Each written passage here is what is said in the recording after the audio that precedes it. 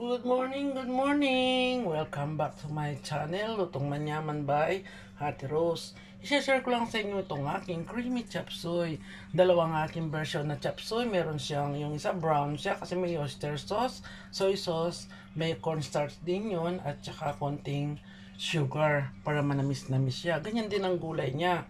Ito may mushroom, chicharo, carrots, broccoli, cauliflower, repolyo, ano pa ba? Baka may nakalimutan naman ako.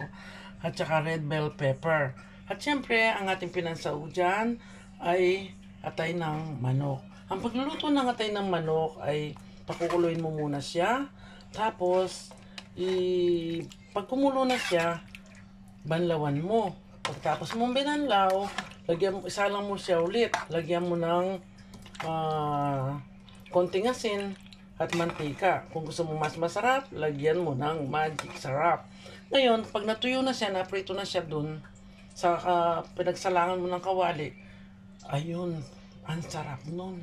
Napakalasa nun. Yan ang aking tip na may bibigay sa inyo. Kahit sa pansit, ganun ang ginagawa ko. Ayan, ang ating chop suey. Kain na tayo. Diba? Napaka-creamy niya. Karamihan kasi, yung alam mo, kulang pa nga yan eh. Wala siyang egg quail. Wala eh. Manghirap ng dito.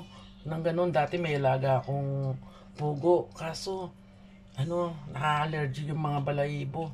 Kaya, ang hirap din ng bumili rito ng ganun eh. Itlog ng pugo. Thank you so much. God bless. Bye-bye.